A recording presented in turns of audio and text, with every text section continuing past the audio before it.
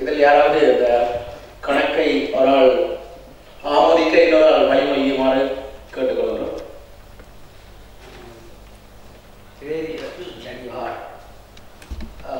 அது 31 வரை, மார்ச் 31 வரை. மார்ச் 31 ஒரு சில சொல்லுவாங்க. Personal donation. ஆமாம், பர்சனல் டொனேஷன். ஆக்சுவலாக நான் என்றால் hospital building is altogether 5,500. Is it இந்த இதோட இன்க்ளூட் பண்ணதா இந்த நம்மளோட அக்கவுண்ட்ஸோட? இல்லை என்னண்டா பர்சனல் டொனேஷன் சொல்கிறது எங்களோட சபைக்குள்ளால நீங்களோட அபிவிருத்தி சார்பாக யாரும் விரும்பினால் காசு அனுப்பலாம். எங்களோட சபை கமிட்டி வந்து அக்ரி பண்ணினா அதை அனுப்பலாம். சும்மா பர்சனல் கூட சொந்த தொகைக்கு அனுப்ப இல்லாது அங்கே அபிவிருத்தி சார்ந்து ஏதாவது வேலைத்திட்டத்துக்கு எங்களோட சபையினூடாக அனுப்பலாம். அதனால் வர நன்மைகள் வந்து உங்களுக்கு தெரியும் 20% டேக்ஸ் பெற்றார். 25,000 இப்போ நீங்கள் 1000 பவுண்ட்ஸ் அனுப்பினால் இந்த கவர்மெண்ட் எங்களை சரக்கு என்ற வழியாக 250 பவுண்ட்ஸை எங்களுக்கு தருவார். என்றால் இது அபிவிருத்தி சம்பந்தமாக இருந்த பணிகள்.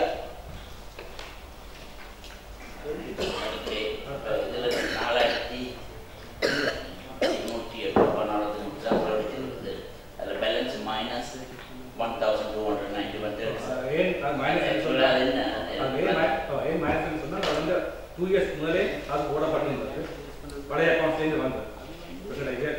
அக்கௌண்ட்டை பார்த்தீங்கன்னா தெரியும், மைனஸ் இல்லை.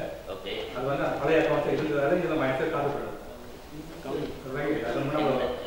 போட்டு தான் பேலன்ஸ் பண்ணி தான் அதை பார்த்தா உங்களுக்கு கன்ஃபியூஸ் ஆகிருக்கும். என்னன்னு சொன்னால் அது வந்து இப்போ 2 இயர்ஸ்க்கு முதலே போட்டு அனுப்பப்பட்ட காசு. அதாவது நான் பழைய வேலையை செய்திருந்தால் மைனஸ் வந்துருக்காது. நான் இந்த ஃபார்மேட் வந்து டிஃப்ரெண்டாக இருக்கிறதால உங்களுக்கு இதில் இன்னும் மட்டும் சொல்லுவாங்க. இந்த கலந்து ஒரு லேண்ட் வந்து வேண்டி குளம் போட்டு நான் இருந்தாலோ இப்போ அதால் இப்போ லண்டன் காரியாபி சபைக்கு இதில் பங்கு கொடுத்து இந்த குளம் வேண்டி கொடுத்தது காரியாபி சபை. இவங்க நினைக்காங்க அந்த குளத்தை இவங்க பண்ணி கொடுக்க இபிடிபி தான் செய்தான்னு சொல்லி அங்கே இபிடிபி டாக்லஸ் வந்து அதை தொடர்ந்து வச்சுட்டு போயிட்டாங்க. மண்ணை விற்று காசும் எடுத்துட்டாங்க. அந்த மண்ணியை விற்று காசு கொடுத்தாங்க. அதில் நாங்கள் தட்டி கேட்கலாம் தானே. என்னன்னா நாங்கள் நிலம் பண்ணி கொடுத்தது லண்டன் காரியாபி இல்லாங்க. அவங்களே வந்து தொடர்ந்து இபிடிபி தான் பட்டுனான்னு சொல்லியும் மண்ணையும் எடுத்து விற்று போட்டு எப்படி எங்களுக்கு சுற்றுறாங்க.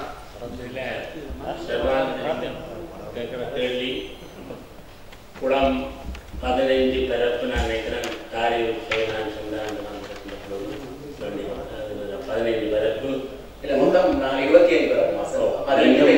இன்னும் ஒரு 25 15 பிறப்பு அங்கே இருக்கின்றவர்கள் வாங்கி கொடுத்திருக்கின்றார்கள். இதனை விட அந்த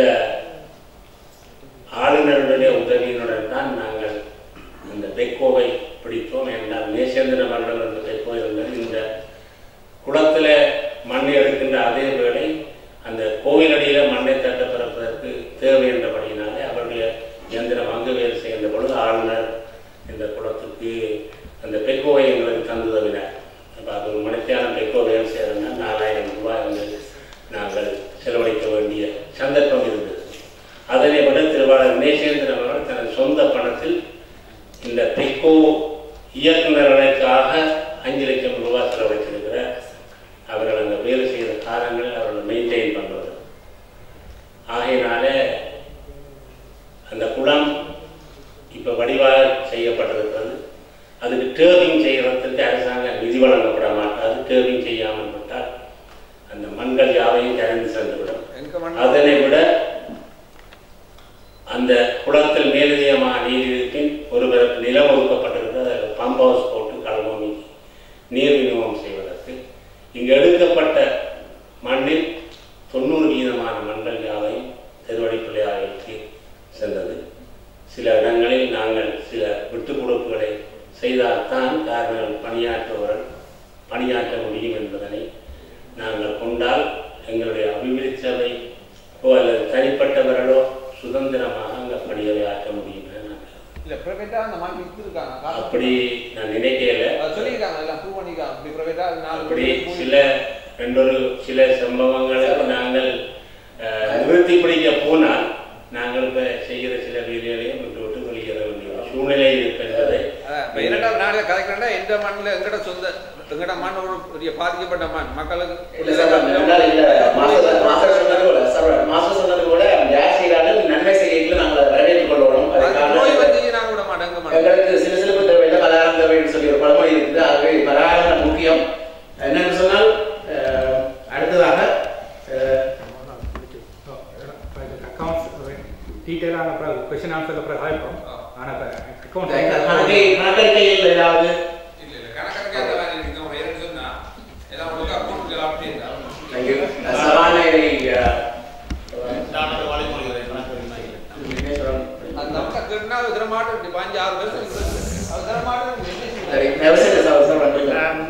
நான் ஒரு இவரை நியமனிக்கிறேன். அடுத்த முறை அவர்களை தமிழ் எழுதி தருவதற்கு இவர் முழு நேரமாக ஒத்துழைப்பார்கள்.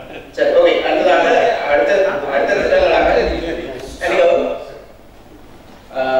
அடுத்ததாக எதிர்கால திட்டங்கள் அது பற்றிய நிதி ஒதுக்கீடுகள். இது கலாநிதி ரவீந்திரன் பேர் என்னன்னு சொன்னால் உங்களுக்கு தெரியும், இவ்வளோ காசு மெம்பர்ஷிப்புக்காக வருது. நாங்கள் ஒரு பிளான் பண்ணி அதை ஒதுக்கி விட்டோம்னா ஏஜியத்தில் மெயினாக அக்ரி பண்ணிட்டீங்கன்னா அது இந்த வார வருடத்துக்கான நிதி ஒதுக்கீடு அதன்படி இருக்கும். நாங்கள் கமிட்டியில் வந்து நாங்கள் பெருசாக காய்ச்சி கொண்டிருக்க தேவையில்லை. ஸோ நாங்கள் கமிட்டி மீட்டிங்கில் என்ன டிசைட் பண்ண மட்டும் உங்களுக்கு சொல்லுகின்றோம். 50% நிதியை எடுக்கேஷனுக்காகவும், 30% நிதியை அங்கே இருக்கிற தண்ணி பிரச்சனைகளை சால்வ் பண்ணுவதற்காகவும், 10% நிதியை ஹெல்த்துக்காகவும், ஹெல்த்துக்கு மேலே 10% பத்தாது, ஆனால் வேறு நிதிகள் உங்களுக்கு இருக்கிறதால அதை நாங்கள் 10% இன்னொரு 10% எமர்ஜென்சியாக ஏதாவது வந்தால் அதை ஒதுக்கலாம் யோசித்தோம்.